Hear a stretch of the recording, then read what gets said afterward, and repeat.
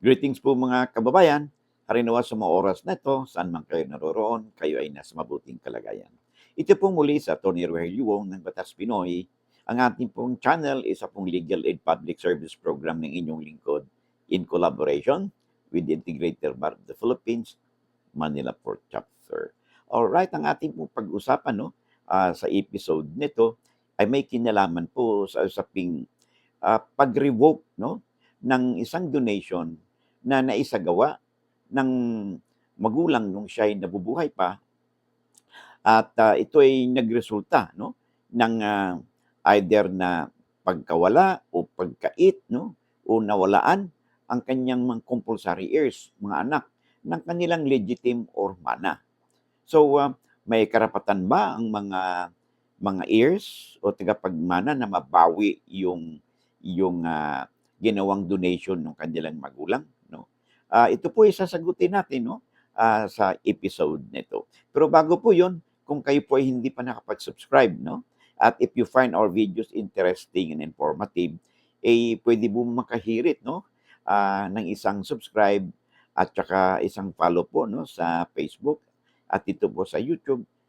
Paki-subscribe po, share and like po ang ating mga videos upang sa ganun mahuli naman po tayo ng algorithm ng ating platform na YouTube man o sa Facebook, because the more you share, the more you like, na i-click po ninyo, mapalawig pa natin po ang ating advokasya na mapagbigay po tayo ng legal na impormasyon o kaalaman sa ating mga kababayan, saan man sila o kayo naroroon. They could be your friends, your relatives, your neighbors, or just an acquaintances, upang sila din ay may mapupulot at matutunan sa pinag-usapan po natin. Sabi nga natin ay lamang na ang may alam sa batas. Alright, so okay, let's now proceed with our discussion sa episode na ito.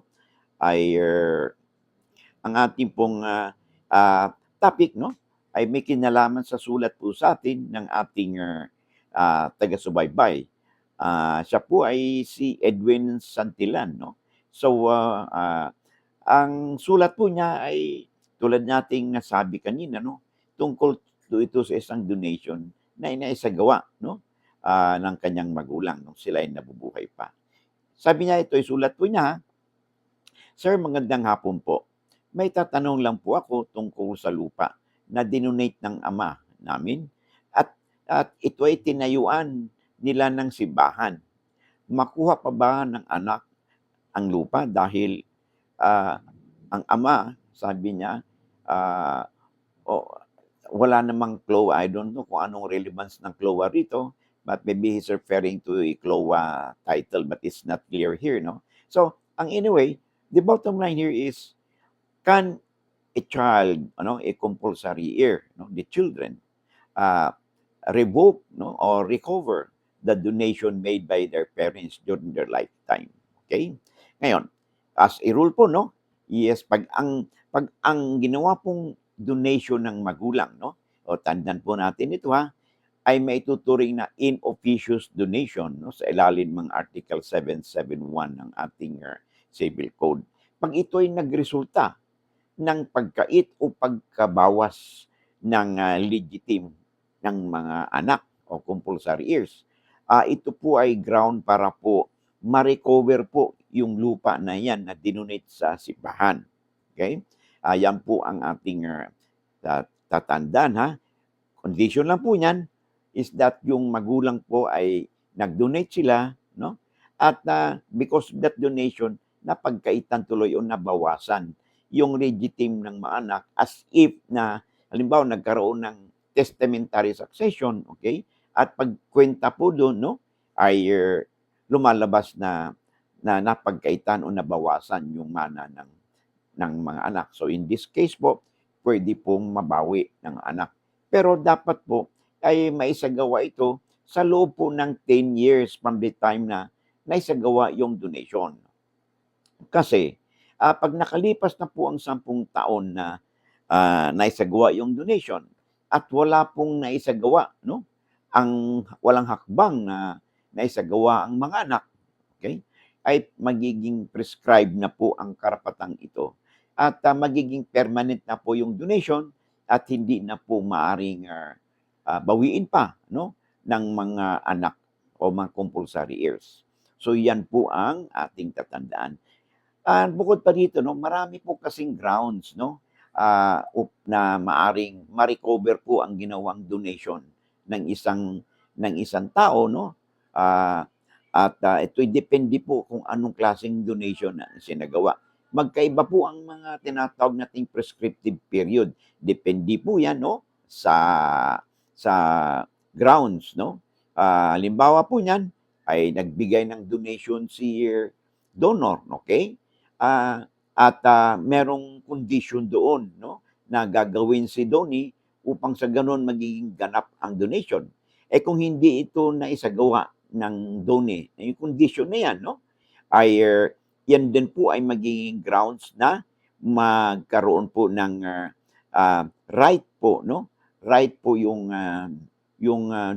donor na bawiin o i-cancel po 'no, yung ginawang donation, okay? So, ito po ay dapat maisagawa 'no, sa loob ng 4 years 'no, from the time na hindi po sinunod nung donee ang terms and condition ng donation.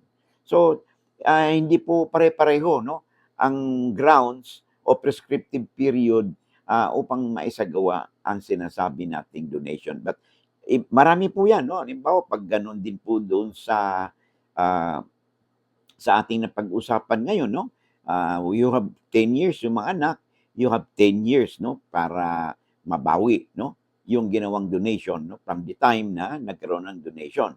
Meron namang isang, halimbawa yung donor nagbigay ng donation, sa isang maaaring sabihin natin sa isang tao, okay? Pero, yung isang taong iyon na ginawa niya ay wala siyang utang na loob 'no. So, merong tawag natin ingratitude 'no. Sa ilalim po ng Article 764 ng ating Civil Code ay sa loob po dapat ng 1 taon from the time na nagpakita ng pagkawalang utang na loob yung kanyang, ang kanyang, binigay na donation ay dapat, may sagwa ito. Otherwise, ay magiging prescribed na po ang karapatan ng donor upang, upang ma-revoke 'no, o ang kanyang ginawang donation. Okay, so I hope 'no, nasagot po natin ang katanungan sa atin ng ating, viewer 'no, sa episode na ito, okay? So, tandaan po natin yung mga grounds magkaiba po. Yung ibang grounds naman 'no, siguro sa ibang video na po yun kasi we are just responding to the question 'no, ng ating donor na kung saan ay ating heirs 'no, kung saan ang ginawang donation daw ng kanilang ama, sa lupa na ginawang simbahan ay puwede po bang mabawi nila. Tandaan po natin, puwede pong mabawi 'no, kung ito ay mayroong pagkaresulta ng pagkait o pagkabawas po ng kanilang legitim. Kasi tandaan po natin ang legitim po umana ng isang compulsory heir. Sino yung compulsory heirs? Mga anak at saka mga surviving spouse, yung byudo o byuda, no? May anak sila. Sila po ang may tuturing ng mga compulsory heirs.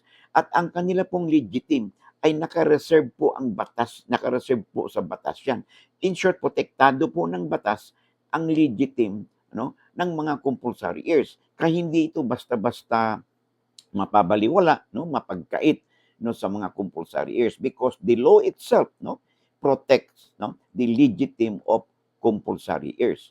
Kasama na dito kung halimbawa sa ginawang donation tulad ng ating napag-usapan no, sa sulat sa ating ngayon, kung ito'y nagresulta ng pagkait o pagkabawas ng kanyang legitim no, after kasi dapat pag mag-donate ang isang magulang no ay he can only do so no kung ito ay parang sa proportion niya no. In short, kukwentahan muna ng magulang, teka kung mag-donate ba ako nito sa ganito sa third party, yung bang mana o legitim ng mga anak ko hindi ba apektado. But kaya kinakailangan po na pag gagawa kayo ng donation, mag-consult po muna kayo sa lawyer para you will have an informed decision na sa inyong gagawin na hakbang. Para pagdating po ng panahon ay wala pong sisihan, ay wala pong mga disappointments. Okay? So I hope now nabigyan natin ng katugunan ang tanong po sa atin. So by the way, bago tayo magtapos, no, at kayo'y kapapasok pa lang ninyo, if you find our videos interesting and informative, at kayo po hindi pa nakapag-subscribe, no, or follow sa ating Facebook at saka dito sa YouTube, pwede po makisuyo sa inyo, no? Na isang subscribe, isang share, and like o isang follow po. And then malaking bagay po yan so that we can continue at we can further reach out to enhance our reach, no, sa ating mga kabayan. It could be you or inyong mga kamag-anak po nyo, kaibigan o kakilala po ninyo upang sila din ay may mapulot po sa ating mga pinag-usapan. Sabi nga natin ay lamang na ang may alam sa batas. So, by the way, bago tayo magtapos, papaalala lang kung hindi pa kayo, kung hindi nyo na-click po yun, na-hit po yung notification bell, paki-hit po yun so that if we will have an update, you'll be duly notified at wala po kayong mamimiss na episode. Maraming salamat and I hope to see you again in the next episode. Bye-bye.